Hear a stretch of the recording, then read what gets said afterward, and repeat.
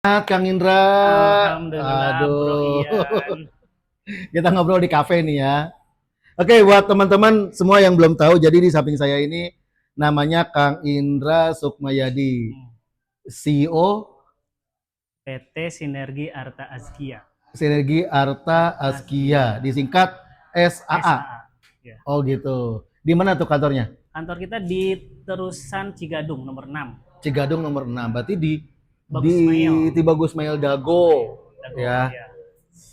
Dengar-dengar sih juga sebagai sekum di partai Diamanahin sebagai sekum. Partai PKS ya, Ya, Cimahi. Cimahi, Kota Cimahi. Kok bisa sih dari CEO Sinergi Arta terus Hmm. Sekum itu gimana?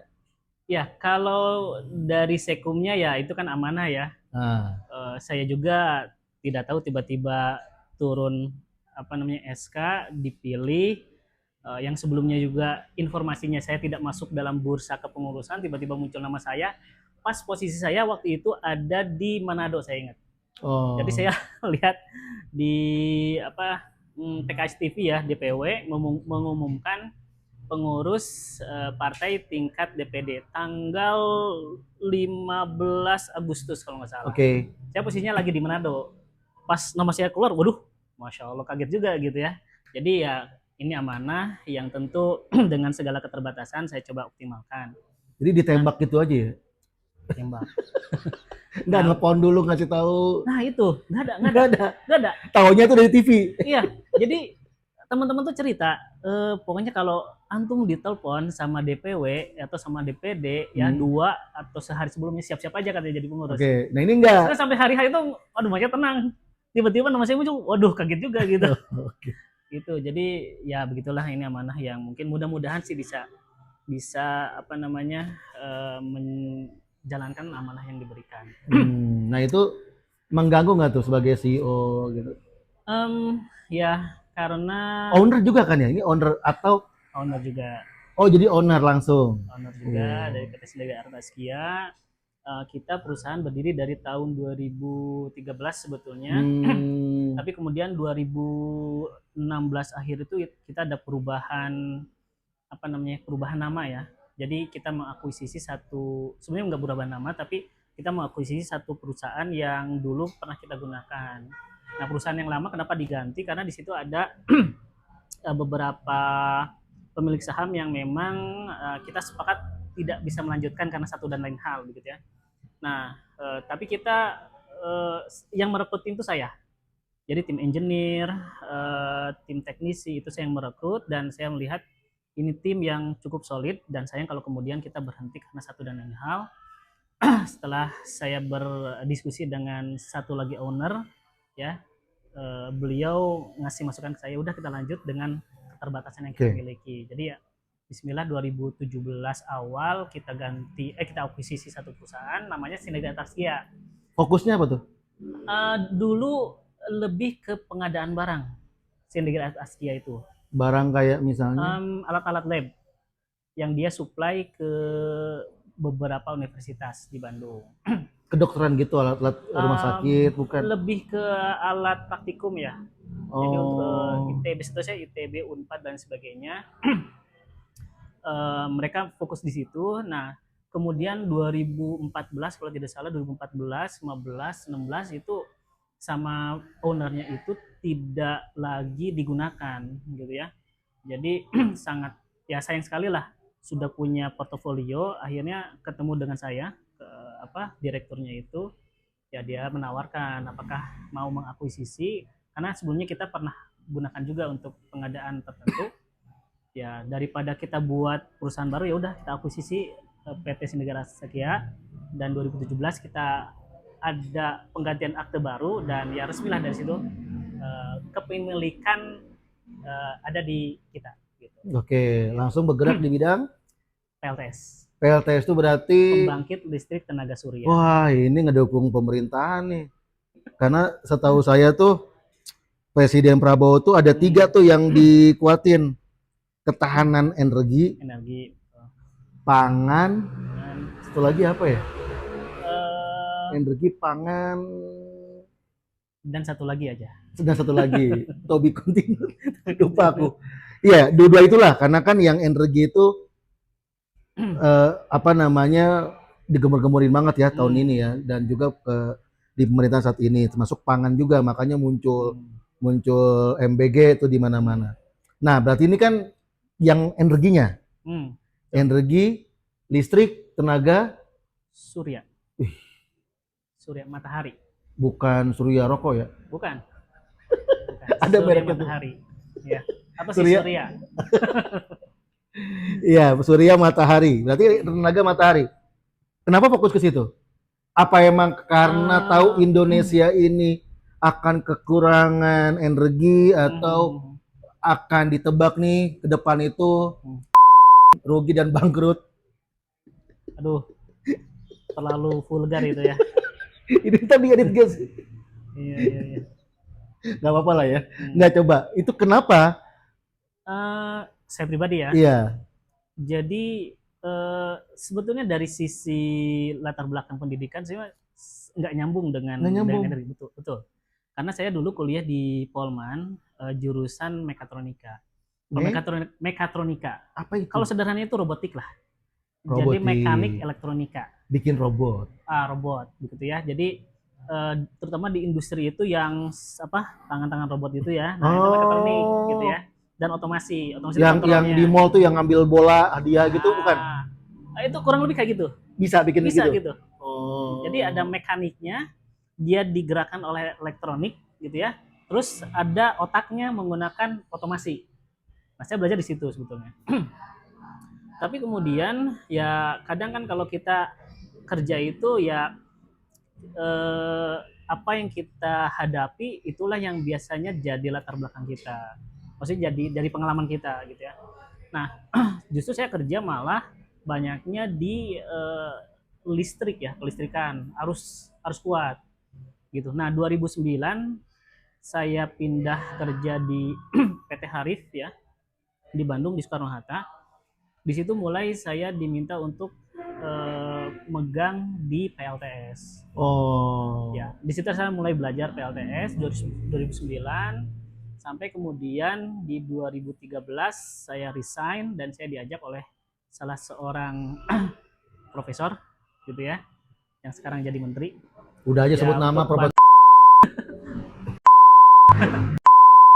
Kita bantu beliau untuk jadi asisten beliau. Dan ya itu berarti di ITB. Di ITB. Ya, saya bantu beliau gitu ya. Tapi kemudian kalau beliau fokus di kampus, saya sendiri kemudian mendirikan perusahaan lah begitu. Yang ini dengan sinergi ini. Ya, sinergi ini dengan teman-teman yang lain. Jadi tentu pengalaman dengan beliau luar biasa. Kita dapat banyak pengetahuan. Dan dari situ alhamdulillah sejak 2013, 2017 dan sekarang kita masih fokus di PLTS dan ya alhamdulillah kita sudah punya pengalaman project kerjaan itu dari mulai Aceh sampai Papua. Dan yang paling jauh itu di Filipina. Gitu, di luar negeri. Ini dibantu sama Manti? Oh, enggak. Karena begini, beliau-beliau ini kan tentu fokus di kampus ya. Jadi kalau masalah perusahaan sih kita dan teman-teman yang lain gitu yang mencari pekerjaan, kemudian mendesain. Jadi biasanya kita kalau dengan tadi ya dengan Pak Prof dan lain sebagainya lebih ke ketika kita ada kesulitan untuk teknis kita biasanya bertanya apa yang bisa sampai hari ini. Kalau sekarang mungkin karena beliau sibuk ya, saya nggak begitu banyak kontak ke beliau, jadi kita lebih fokus apa yang kita bisa lakukan, kita lakukan. Gitu. Oke, berarti fokusnya ke penyediaan listrik tenaga matahari ini. Di Indonesia banyak peminatnya, ya, kliennya atau gimana? Sekarang itu cukup banyak sekali. Bahkan dulu saya ingat ya tahun 2018 ketika kami akan mengajukan salah satu legalitas ya perizinan IUJPTL di Jawa Barat itu cuma ada 3 perusahaan yang sudah punya IJPTL. Salah satunya adalah perusahaan-perusahaan besar. Ya, ada TML, ada apa? Anak perusahaannya Land ya. eh, dan kemudian kita kalau salah cuma tiga gitu. Tiga itu termasuk sinergi Arta Sinergi, itu. betul. Tapi sekarang itu wah luar biasa. Jadi banyak. Mungkin pemegang UJPTL sudah puluhan ya untuk Jawa Barat. Nah, apalagi nasional mungkin sudah ratusan. Coba bicara Indonesia tentang ketahanan energinya seperti apa ke depan. Kan Prabowo bicaranya ini berkali-kali ya Betul, tentang betul, ketahanan betul, energi betul, ya. betul. Ya. Itu satu sisi sinergi Arta ini dia bergerak di energi alternatif kan. Tapi saya sangat yakin nih pemerintah itu menyampaikan tentang ketahanan energi berarti kan energi listrik yang sudah ada ya kan dengan PLN-nya begitu kan. Nah, yang ini sinergi justru menampilkan hal yang berbeda tuh. Nah, itu gimana coba? Ya. Jadi kalau kita bicara energi tentu tidak hanya terkait dengan listrik ya. Ya, energi itu sebenarnya umum sekali dan dia bisa terkait dengan transportasi ya kan karena BBM maksudnya. betul karena energi itu secara umum terbagi menjadi dua ya kan energi fosil dan energi terbarukan. Energi fosil itu kan kayak BBM, gas gitu kan, batu bara itu yang kita itu gunakan bakal habis. Iya, suatu saat akan habis. Prediksi owner sinergi. Saya punya presentasinya. Nanti mungkin teman-teman nanti di edit tuh bisa muncul tuh. Nanti di slide ya. Mudah-mudahan bisa dimunculkan di YouTube-nya. Jadi bahkan ada satu prediksi ya dari pemerintahan Jerman bahwa di tahun 2100 ya. Tahun 2100. 2100 sekarang ya. 2026. Nah, berarti 75 tahun lagi lah. Kurang lebih. Mudah-mudahan kita masih punya umur nanti. Iya. Dajjal udah turun belum tuh? Nggak tahu. Nah, itu dikatakan bahwa hampir semua energi fosil itu penggunaannya semakin menipis. Berarti masih ada dong tahun 2100 masih ada, tapi semakin menipis. Artinya semakin menipis maka cost-nya, harganya akan semakin naik, ya kan? Ini udah naik nih 16.000. Nah, sekarang belum menipis saja sudah naik, gitu kan? Apalagi nanti kalau sudah semakin menipis, gitu. Nah, sedangkan yang akan digunakan mungkin lebih dari 60% lah energi yang akan dimanfaatkan di bumi ini itu adalah dari energi matahari.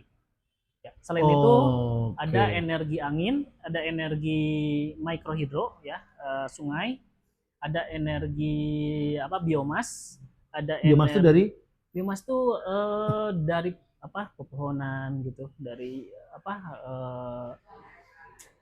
ya sisa-sisa bio ya, yang itu kemudian di tanah gitu, bukan? Iya, pepohonan gitu ya, atau ada jarak pagar dulu ya.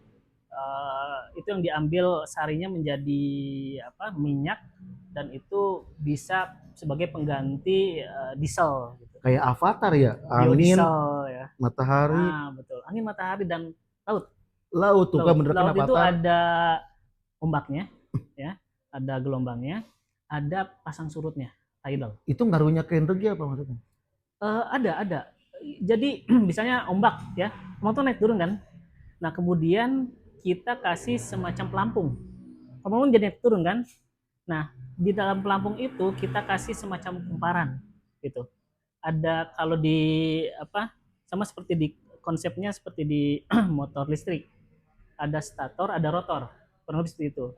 Katakanlah yang stator dan rotornya itu dia naiknya naik turun. Nah, kan gerakan ini bisa menghasilkan gelombang. Ini yang disebut dengan listrik. Gitu. Seperti itu. Terus ada pasang surut misalnya. Di sebuah pantai kita buat dam ya kan, ketika pagi hari biasanya kan pasang tuh. Malam tuh pasang kan? Iya, betul. Sampai pagi itu menjelang siang turun. Gitu kan. Dia dibuatkan dam. Jadi ketika air masuk ketika malam hari, ketika menjelang siang hari, pagi menjelang siang itu air akan keluar dari dam menuju ke laut. Nah, perpindahan itu kita pasang semacam baling-baling laut. Dia akan berputar. Nah, putaran itu yang nanti akan menghasilkan listrik. Energi juga. Betul, energi juga. Jadi sama seperti di wind turbine, PLTB, pembangkit listrik tenaga bayu. ya kan dia digerakkan turbin itu oleh angin. Dia berputar, maka putaran itu menggerakkan motor listrik menghasilkan listrik. Oke, tapi gini, ini bicara yang tadi energi listrik buat BBM ya. Banyak tuh di TikTok tuh bikin konten perbandingan mobil listrik sama mobil BBM. Itu rata-rata negatif tuh kalau untuk mobil yang listrik, sorry. Mobil BBM itu ngacir, ngebut, mobil listrik itu lambat. Dan saya pernah tuh emang naik mobil listrik ya. Ya kata yang punyanya ya memang mobil listrik itu kalau di tol itu lambat memang, dia nggak bisa cepet. Makanya sering banget nih, gua nih kalau lagi di tol sering banget diklakson sama orang. Ya bukan apa-apa, kalau ngebut nggak bisa memang. Si mobil listrik ini. Woi, mobilnya bagus, woi. Mobilnya bagus. Enggak. Woi, buru. Lambat banget lah gitu. Sering banget jadi klaksonin. Kenapa? Bukan karena lambat dia nggak bisa ngebut. Tapi karena mobilnya itu nggak bisa diajak ngebut tuh. Nah, ini problem mobil listrik infonya.